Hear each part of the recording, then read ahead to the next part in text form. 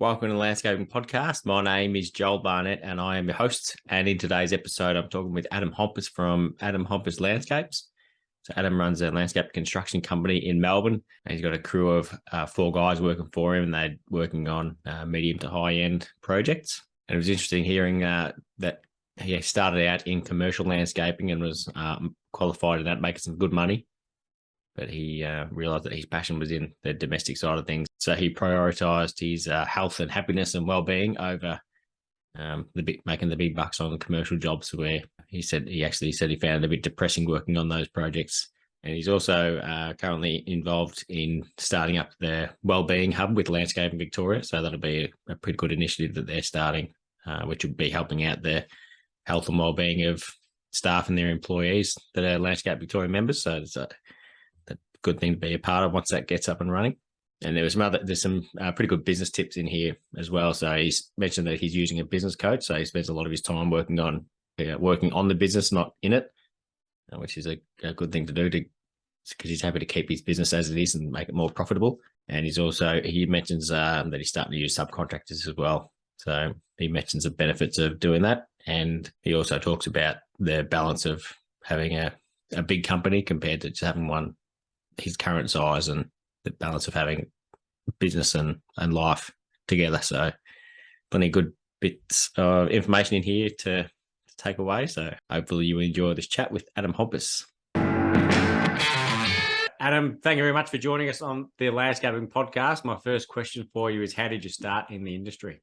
Thanks a lot, Joel. Well, I started out probably in the mid-2000s. I was doing a lot of music back then, so I played a lot of guitar and did a lot of recording of other bands, and that was my main drive early on. And then obviously needed a job besides doing the whole music thing. So did some labouring for a builder around the Caulfield area called DDB Development, and they did a lot of really high-end stuff. And I was just in my early 20s, so on these projects, there were landscapers that did obviously all of the builds landscapes coming towards the end. And turns out it was Creative Outdoor Solutions, or Steve Taylor's, like Cos Design now.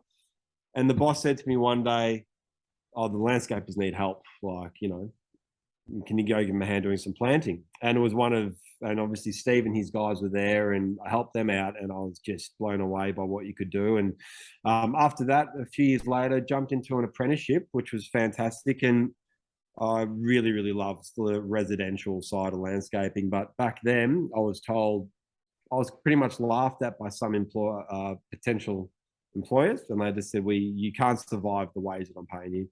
What I'm going to offer you, I'm like, okay. So went into commercial, which was what I needed to do because I was living out of home, and also I was doing bar work on the side as well. So with that, got into commercial, which did the 4-year apprenticeship, which was, I got through. And it was interesting looking back now. Commercial gets a bit of an interesting rap, and the quality finishes I don't believe are there, but it really, looking at it now, it fine-tuned the civil side of things, like working to RLs and levels and everything. You got to be spot on, because a lot of the things we're doing were medical facilities, shopping centers, and you got to get your ramps and gradients 100%. And they'll say, this is what the ratio percentage is. If it isn't that, then you got to rip it up and redo it, because council won't pass it for wheelchair access and elderly. Whereas with residential, you can kind of, fudge things a little bit more here and there. But that's where it sent me. Finished off that apprenticeship, and then realised I really wanted to start my own business. That was about in 2013, I think it was. And then one of the guys that also used to do some paving for this company, DDB, Paul Wilborg from PRW Landscaping, I also did some labouring with him early on. Jumped on board with him. He said, look, I need a guy for a year, like I'm struggling. And it was at that exact moment when I was on a job in commercial up in Mernda or something. Our friends had just come back from a massive US trip in Mexico and Las Vegas, and it was party central for, a couple of weeks. And for what I want to do, he called me and offered me, he said, do you want to come on board as a subby for a year? And spoke to my wife partner back at the time and said, what do you think? She's like, you've been talking about it, just do it. And I was like, yep. did it. And then I worked with him for about 2 to 3 years and really fine-tuned the residential side of things. So that's what I wanted to do. Then he said to me he was shutting down, passed me a few of his jobs to finish off, and then after that, I sort of just went off on my own, as everyone probably starts out a little bit naive on one respect. I thought I was all good. Yep, had this, but obviously learned quickly that I had no idea about business, and learned a lot in the first couple of years about how to actually landscape properly in the residential sector. And I think that's one of the big things that really honed in for the first couple of years was just how detailed you need to be. And the only way I'm going to learn is just to do it, give it a crack, and learn from the mistakes, which, we've all made them early on. But to this day, like, they're the best lessons I've ever had. So, and then after that, I obviously wanted to take it even further. So I jumped on board Landscape Victoria, and obviously came on board as a provisional member. And I remember early on in the piece, I actually messaged you in 2017 or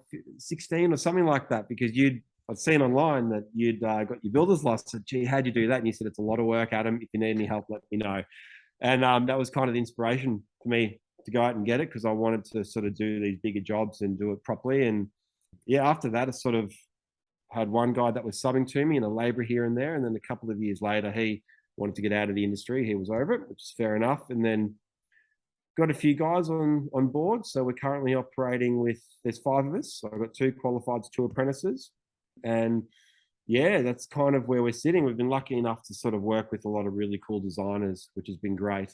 There was one designer in particular, Renata Fairhall, who she gave us a beautiful job in Brighton and in Melbourne. This is actually the Melbourne jobs with the background that you're looking at. And that really kind of set things off a bit to what I want to do. Just the final and finished details on her designs are just next level. Like, she gives you the plans and I don't need to call. She's got everything down from where she had the Aris type of sizing to sort of the specifications are awesome on her plans. So that sort of set things off.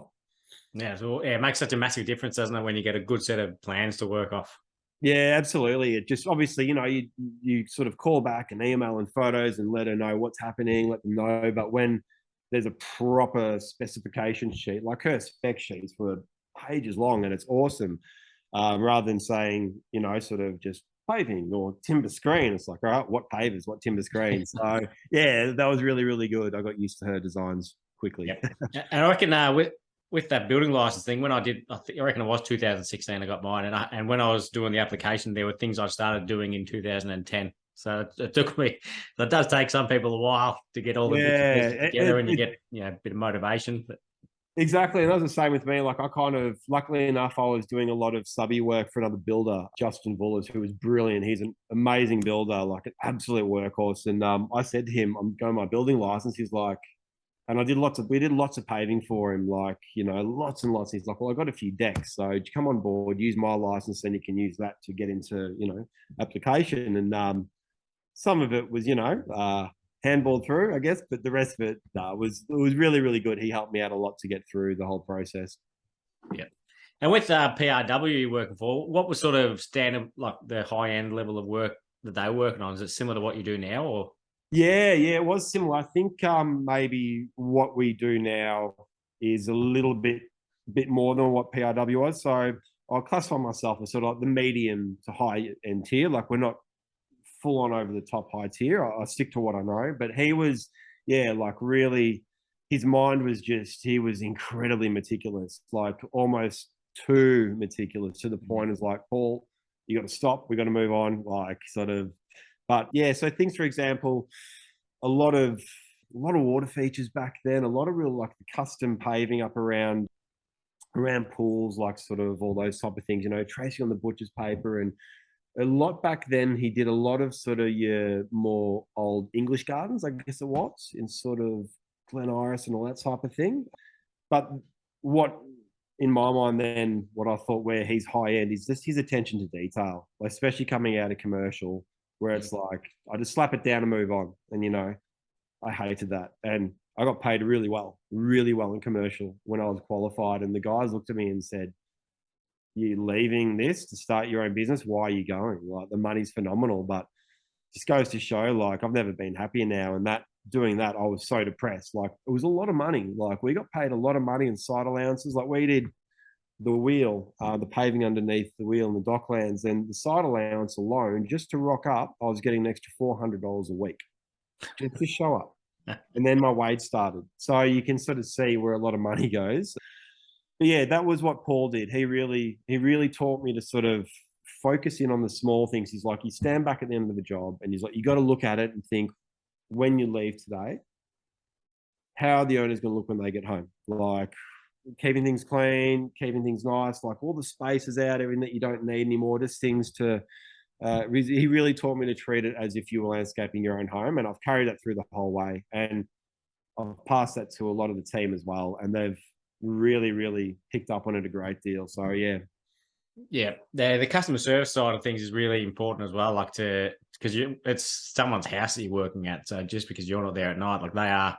So yeah, that's something I need to do a bit more, is cleaning up each night a bit better. Because some people leave it meticulous, but I sort of leave things out that I know I'm going to be using again. But yeah, Look, we do that. Yeah, like, we leave things out, but it's things like coffee cups, wrappers, that type of stuff. Like, that's what we clean up. But tools and, if there's bricks, as long as they're stacked up, like, it doesn't matter that much. But I just always think, if I've come home, I'd hate to see, the smoke or wrappers left all over the place, that type of thing.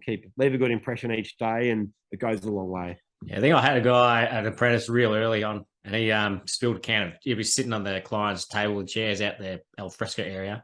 Yeah. And he spilled half a can of tuna and just left it there. So he doesn't work for me anymore. The tuna, yeah, the tuna oil of all the things. Exactly. So how did you go about with your two qualified guys? Did they start with you as an apprentice, or did you get them partly through?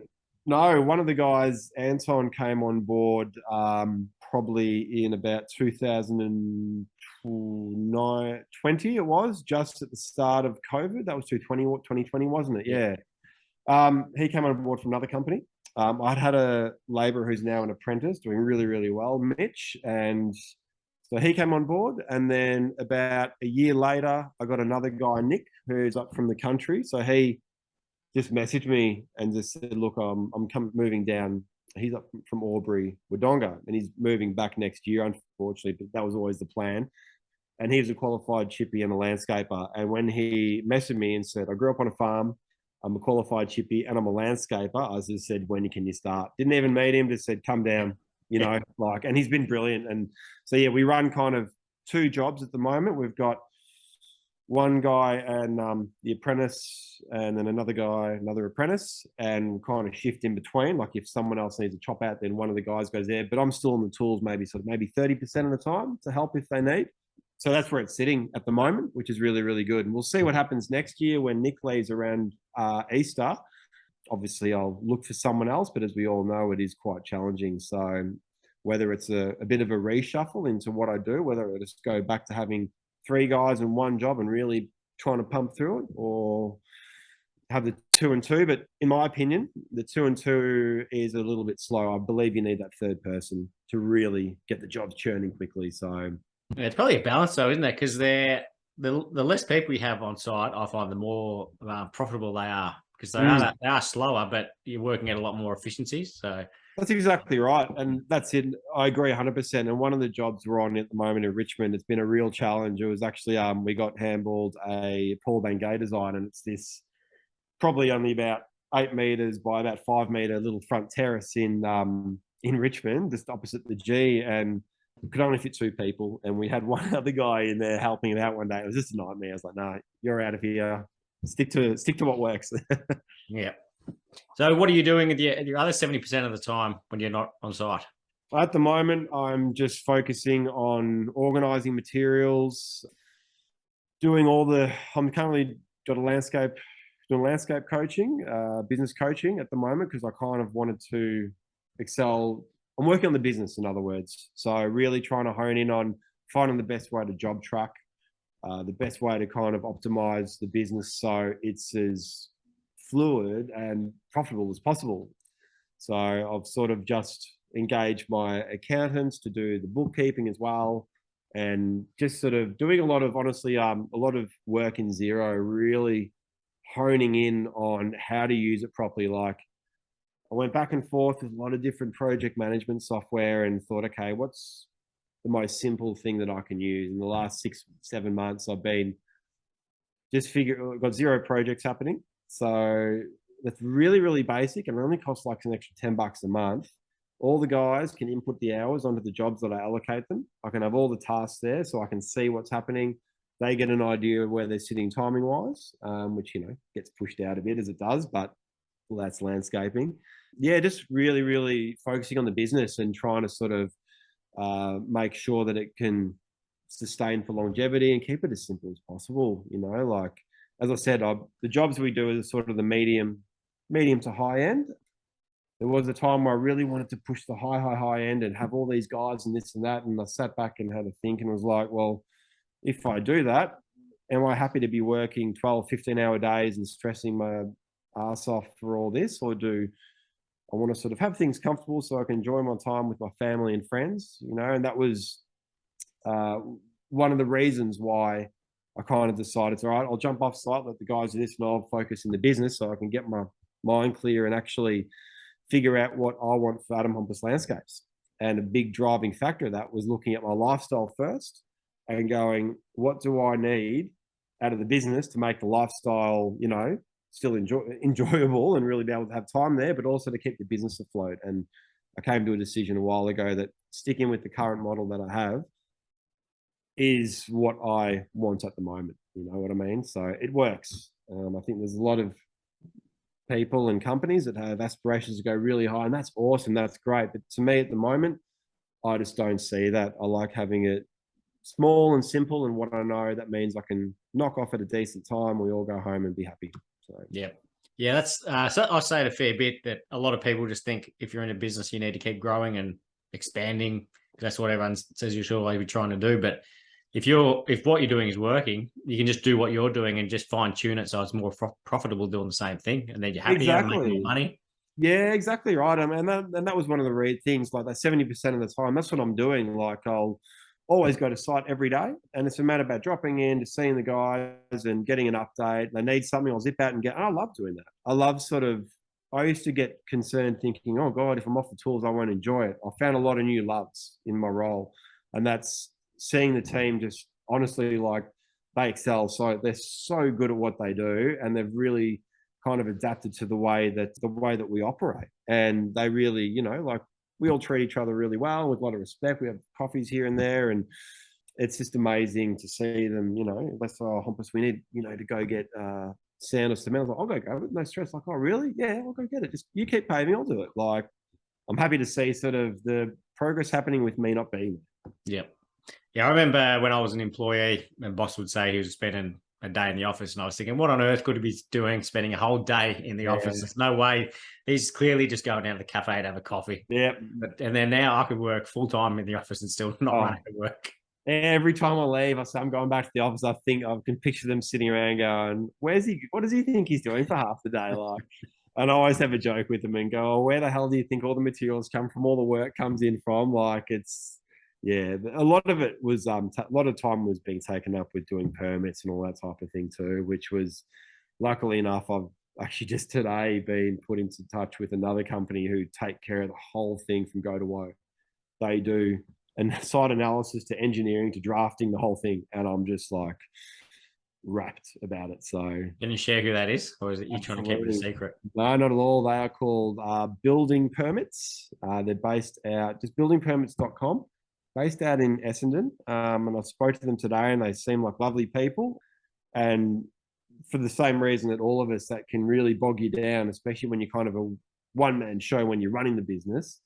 Like, just the time back and forth, but they sent me a big proposal about how they operate and what they do is, and the systems. And I think that's the key, in my opinion, is to, as I said before, about trying to strategize the best type of solutions for the business. So I don't have to be researching all the bits and pieces of this. I can, like, get back on site and bring things to the guys, help them out more, have a bit more of a clear head, and, pay someone else to do the things that I can't do.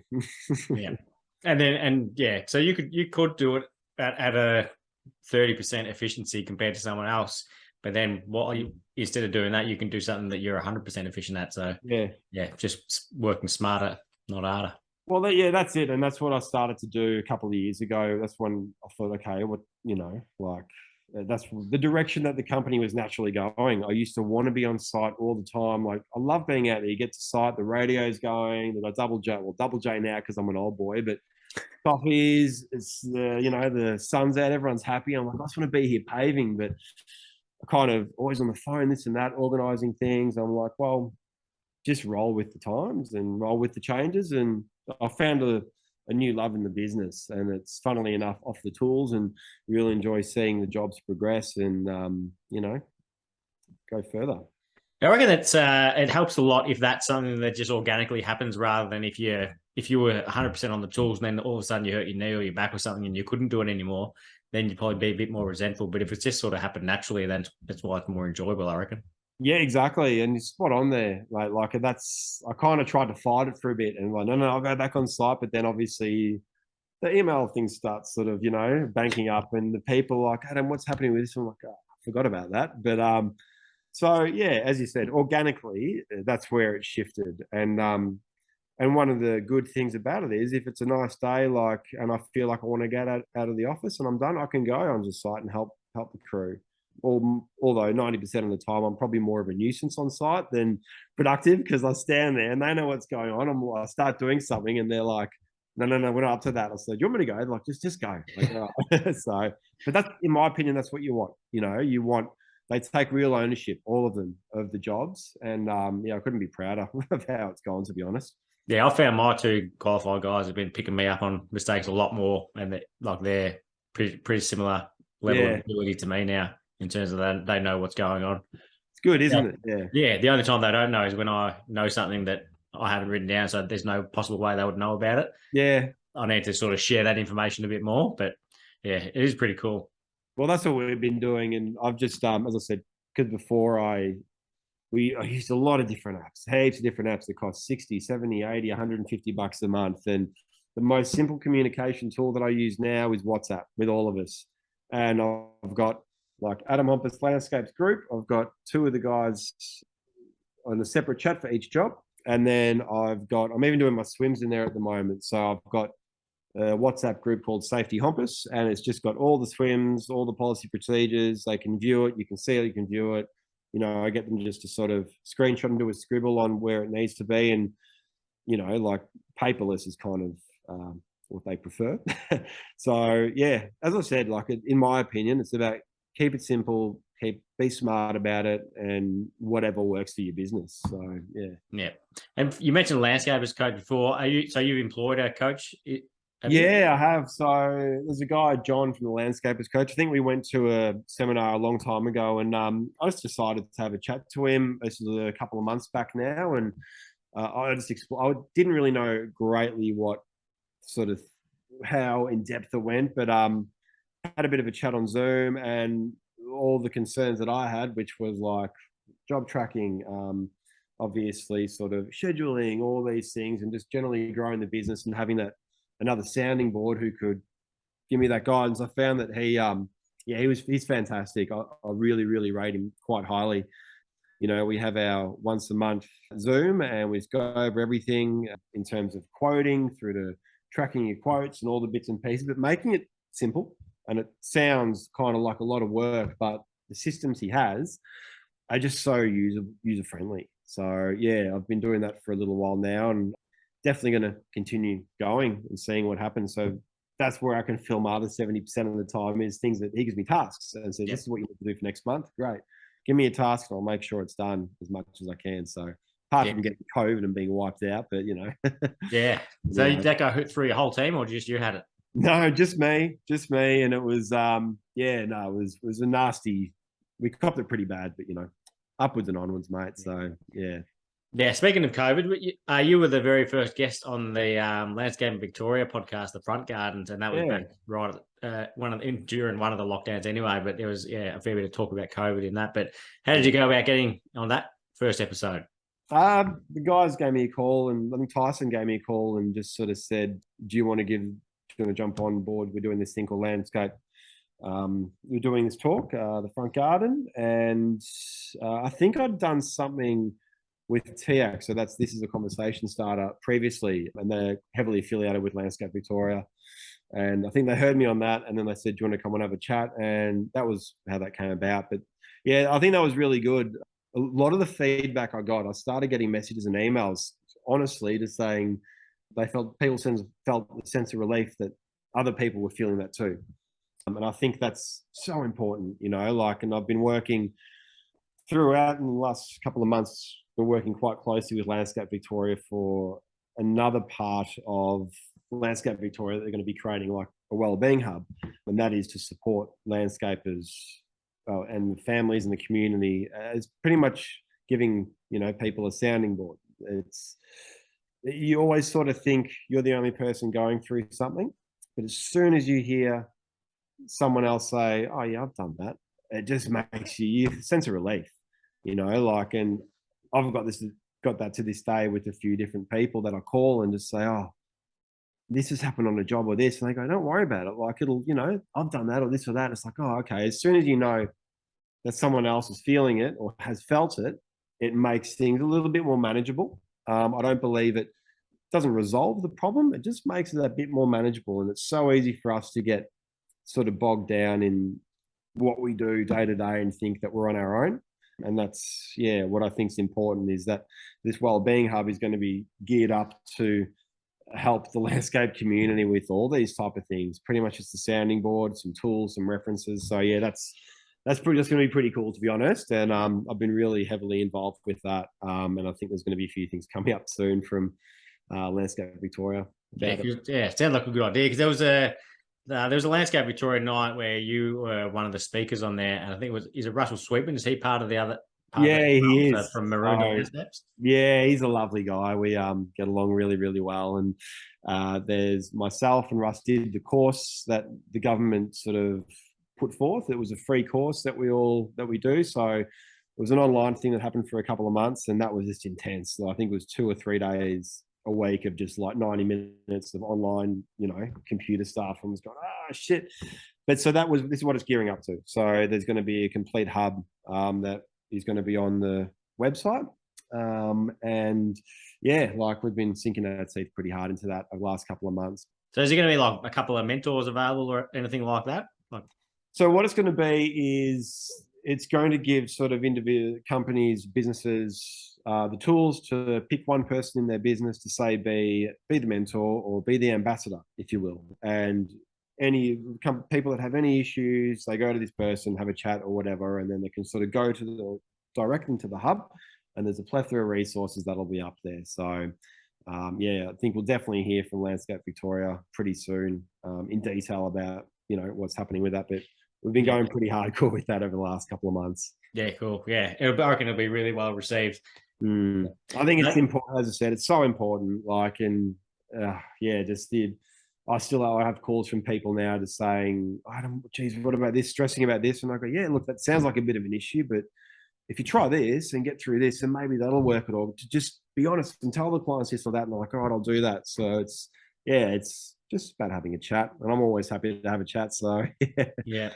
And there's a saying, problem halved is a problem shared is a problem halved. Yeah, exactly right. Yeah. So do you still do any work with TX, or how did you go back? Have they got a podcast, have they?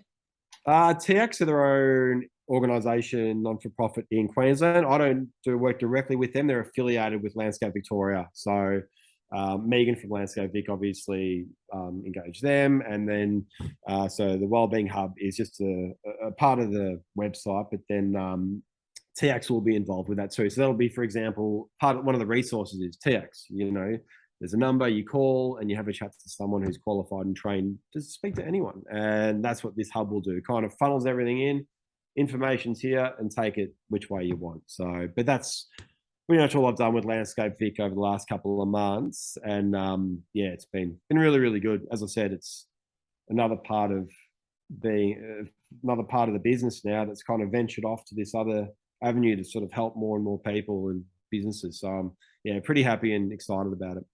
So do you do anything with your staff outside of work to help them Yeah, absolutely. Like, I mean, and once again, it's just the simple things like some Fridays or most Fridays or even throughout the week, if I know that things aren't as chaotic inside, I'll rock up with a coffee and we sit down and have a chat.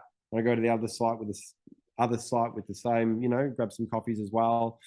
And we just have a bit of a chat. And every now and then we'll head back to the shed here and have a couple of beers, play cricket in the alleyway, and, just sort of talk shit. And we shut off. And I find that that just goes a long, long way, because we used to sort of all be together in one job, and now it's split up a bit, and getting everyone back, and whether we just have a barbecue here or something. Yeah. So, but we organised a couple of months ago, just had a bit of a dinner at the Espy and some drinks, and that was it. That was really, really good. So, yeah. Yeah, it's one of those things you just got to make time for it, because you can get caught up being too flat out. But yeah, I love doing it with my guys as well. Yeah, absolutely. Absolutely. And I mentioned before, you did a talk at Landscape Victoria with a few other landscapers talking about. I think you were talking about like the material costs going up, and how everyone's struggling to find employees. So, did you get any good feedback from that from people who were struggling as well? Yeah, pretty much everyone was in a similar boat to us up there, and I think people had said that obviously they were struggling with, I guess, the pricing and how to sort of incorporate it into the contracts. And there was a bit of a chat about how to sort of adjust the contracts after it's been signed to incorporate these costs. And I guess I don't think there really is. I think that was one of the big things out of it, is we can try to sort of say things and fudge things around, but at the moment, I don't think there really is. I think the master builders were really going to see if they can make an extra clause or something, or whether they have, I don't know, for the big builders. But out of that, my advice, and from what I was told, a bit of a, round table discussion, is just try to hold off signing as long as possible, and just explain it once again, communicate it to the clients, and simply say, look, these are the reasons why. I've quoted as accurately as possible, but it is likely we might need to revisit it. And I've done that with 2 jobs that are lined up for next year. And the whole way through, I'm saying, yeah, obviously we will get to the signing of the contract, but I just need to make sure, for your sake and for mine, that we're not missing anything, come towards the end of the year. So just being open and honest about it, I think really, really, really goes a long way. Leading clients, so anyone in the dark with that type of thing, especially when it involves their hard-earned money, like, yeah, they're going to question it, and some people might get their back up and might sort of start losing a little bit of that trust off the bat. So I've just found just telling them and updating them, like, and I physically have sent them like a screenshot of emails that I'm getting from, whether it's concrete suppliers, steel guys, saying these are where the costs are going, so we will have to do a slight adjustment, just so they don't think I'm just throwing on an extra money for the sake of it. So yeah. I just got an email the other day from one of his suppliers saying that the price of steel Rio is going down, but it's still more than what I'm paying somewhere else. So whether they might have dropped it by 20 cents and said, oh, it's going down. Yeah. Well, that's it. Even like one of the concrete companies, concrete sales, I got an email from Craig, and even said we were anticipating a high rise. I said that hasn't happened. So just letting you know, and cool. All right. Once again, so just let the clients know it's stagnated at the moment. So how far into next year are you booked out? About March. Yep. I think March, April. There's a fair few other jobs that I've sent off, some quotes that I've sent off that I've had a few responses that looking promising, but I'm not trying to go too far into next year, because for that reason of, like, I don't want to be too far booked, but it's really, really good position for my size team to be in, some really, really nice big jobs for lovely people, lovely clients that, we're looking to start next year and carry through to easy April, I'd say. So yeah, because that's what I was asking for, because you got one of your fellas is leaving around that time. So yeah, how do you forecast how long the job's going to take? You don't know who you're going to have. Well, I've started to get relationships with subcontractors. I've never subbed out paving or concreting or like underscreeds and things in my life. And just for this next job in Caulfield, I'm subbing out all the 100+ square meters of limestone paving, just purely because we're going to do other things.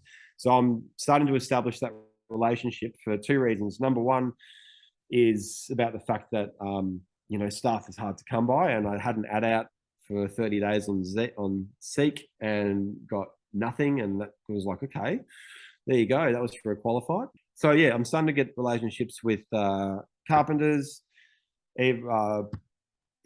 bricklayers, and other landscape like pavers and things like that to help me get through. So that's, in my opinion, where I think I'm going to be taking the business for at least into next year. But also because Nick, one of the main guys, is leaving, I'll still want to make sure I've got at least 2 jobs happening a bit of the time. So if you get a good network, good relationship with a couple of subbies, that can really, really help. It's a bit of a different business model.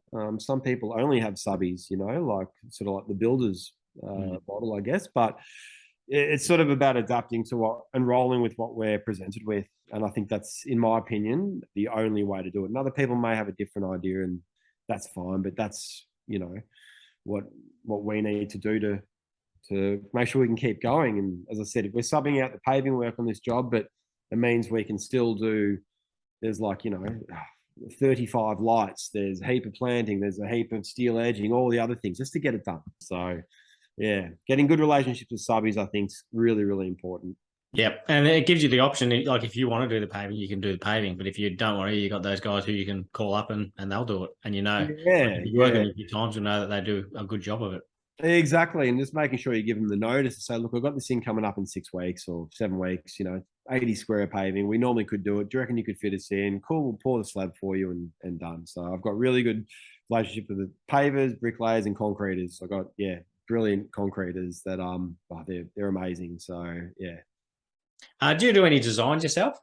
No, I told myself I was going to, and tried to do a couple, but it just sort of, running the business took up a lot more of my time. And I realized if I was going to do design, I really needed to hone in hard on it, and which I feel I would have let other things suffer. But when I kind of did some basic designs for some jobs, a bit of sketches, I kind of realized I guess I overthink the design a bit too much, and I can keep going, and I'd much rather leave it to someone who's a bit more skilled like that than I am, and I'll just focus on building it. So I really, really appreciate and love the good designs though. Like, I'll sit there, look through Pinterest all the time and get inspiration, and but no, so we outsource a lot of if people do ask for designs, like I guess the website is geared up that we do design. And I very clearly state that we've got a few designers we work with.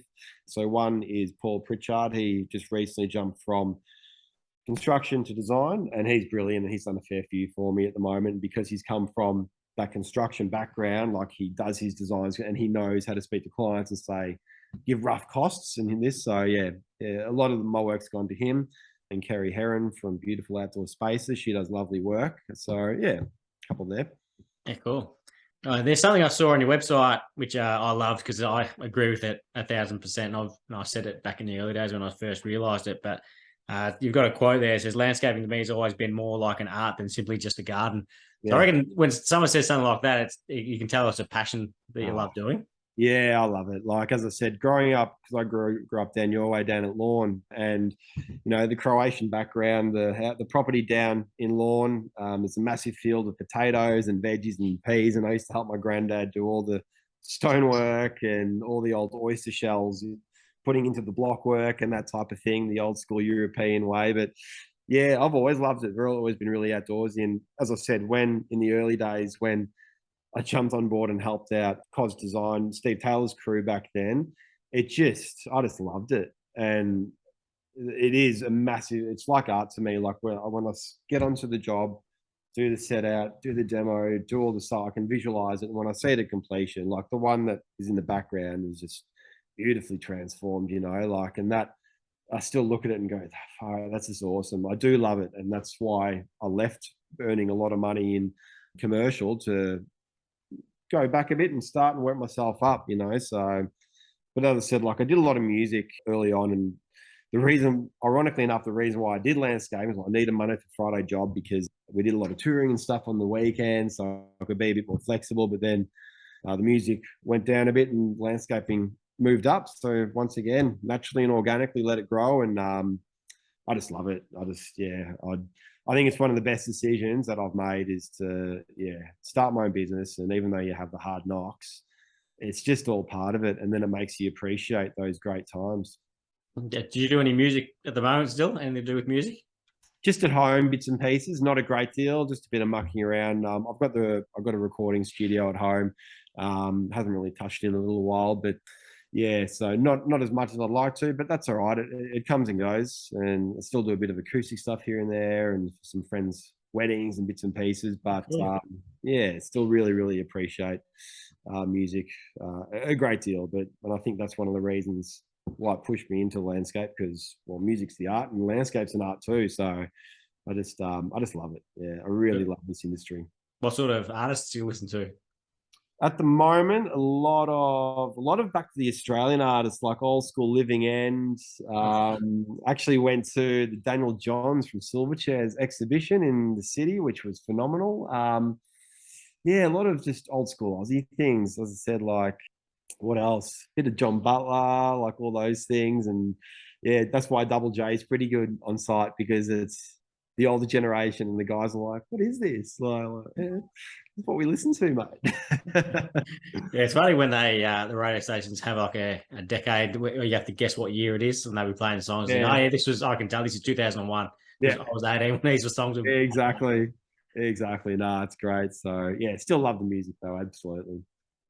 So in 12 months from now, what do you see the business doing in terms of the number of staff? You're hoping to keep it the same, like ideally same numbers, and having 2 jobs going? Yeah, at this point, my forecast is definitely to stick to what I can. Ideally, I want to get a new supervisor when Nick goes next year at some point. But as I said, if I don't find that, it'll have to be sort of the subby model, or have to kind of adjust it a little bit. So it's either, yeah, I'm at this point, I don't have really any intention of growing, like sort of getting more and more people. I need to sort of have a bit of a discussion with myself about whether, as I said before, I believe having 3 people and 3 people on a job can be really productive. And a few other people, like Paul Pritchard's always said that was his sweet spot, is having 3 and 3.